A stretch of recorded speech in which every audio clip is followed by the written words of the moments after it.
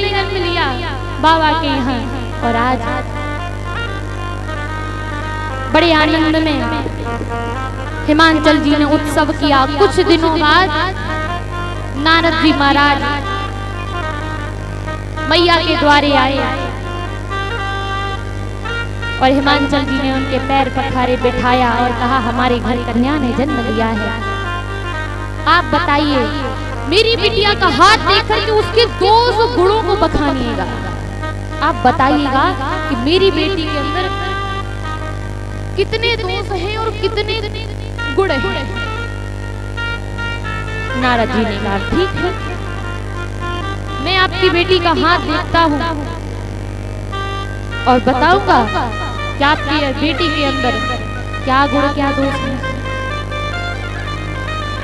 बाबा ने हाथ देखा तो बोले, हिमांचल जी, आपकी बिटिया के जीवन में एक भी दोष नहीं है, सब गुण ही गुण भरे हुए हैं।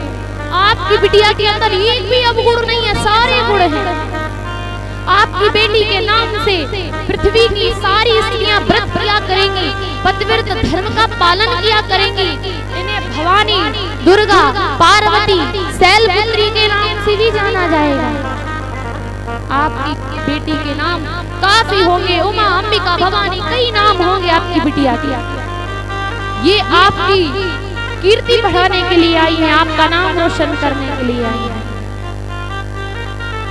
मैया, राजा शैल हिमालय के यहाँ पर एक कन्या ने जन्म लिया और कन्या के आने के बाद हिमांचल जी के घर में परिवर्तन होने लगा, उनकी बढ़ाइयां होने लगी, उनको जीवन में सफलताएं मिलने लगी।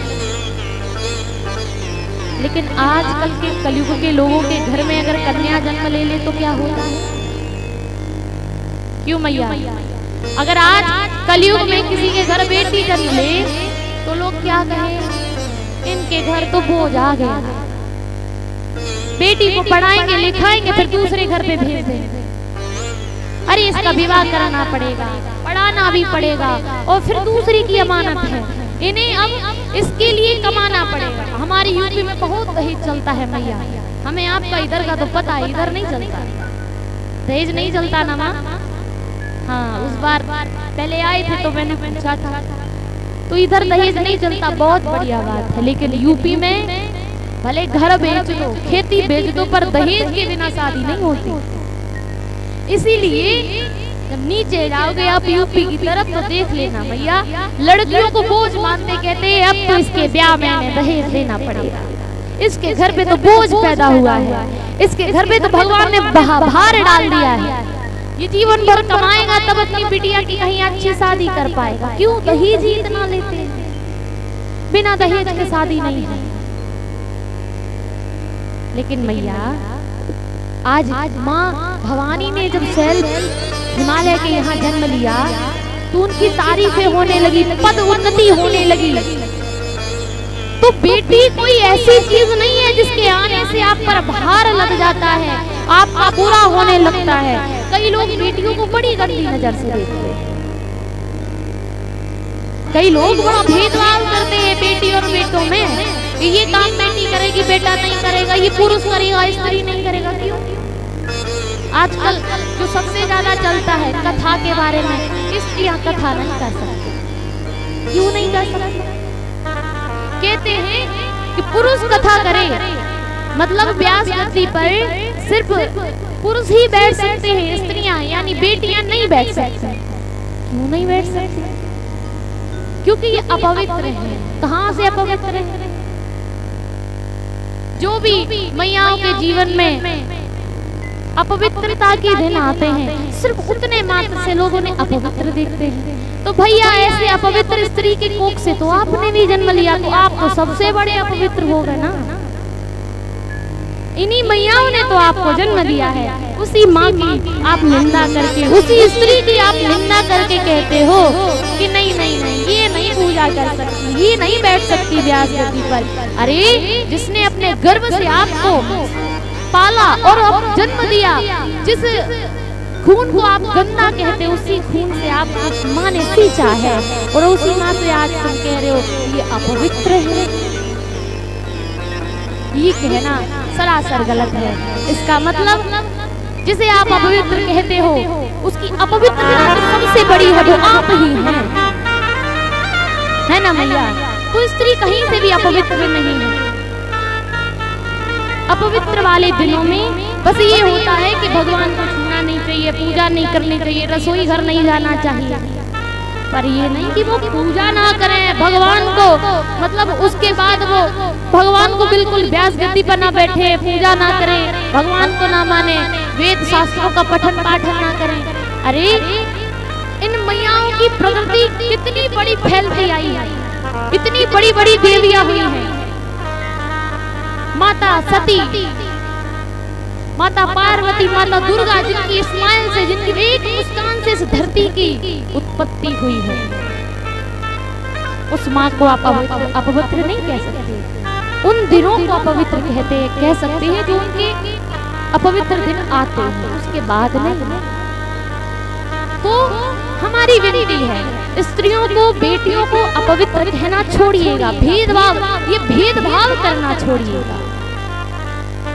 मैया ने जब राजा के यहाँ पर जन्म लिया, हिमालय जी के यहाँ पर जन्म लिया, हिमांचल जी के यहाँ, तो उनकी बड़ाइयाँ, उनकी पदोन्नति होने लगी। क्यों? उनके घर लक्ष्मी आई है, उनके वहाँ भवानी आई है, उनके यहाँ पर दुर्गा आई है।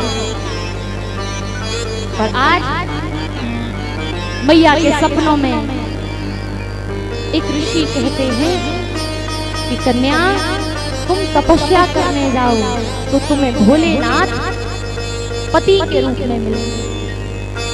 बोले बहुत बढ़िया बात है, अब तो मैं जरूर तपस्या करूंगी जब भोलेनाथ हमें पति के रूप में मिलेंगे। लेकिन जब नारद जी ने कहा था कि हिमांचल जी, आपकी जो कन्या है इसमें बुराई नहीं है, लेकिन जो कन्या का पति है उसमें सब बुराई भरी हुई है। बोले हैं बिटिया में बुराई नहीं और उसके पति में बुराई। बोले हाँ, क्यों? बताया कैसा होगा इनका पति? अगुण अमान, मात पितुहीना, उदासीन, सब संशय छीना। अगुण होगा, अमान होगा, उसका कोई मान सम्मान नहीं करेगा, यानी अगुण अमान होगा, उसका कोई मान सम्मान नहीं करेगा। मात पितुहीना, माता पिता नहीं होंगे थे, पर अब नहीं है, ऐसा नहीं है। जन्म से ही माता पिता का पता नहीं, ऐसा पति मिलेगा, उसका मान सम्मान नहीं होगा, माता पिता नहीं होंगे। सबसे बड़ी बात, लंबी लंबी जटाएं रखेगा, और बाबा शमशान की राख को अपना पाउडर समझ के लगाएगा। और जो सबसे बड़ी बात कही नारद जी ने, हिमांचल जी, आपकी बिटिया का जो पति होगा वो जोगी होगा, जोगी। बोले जोगी?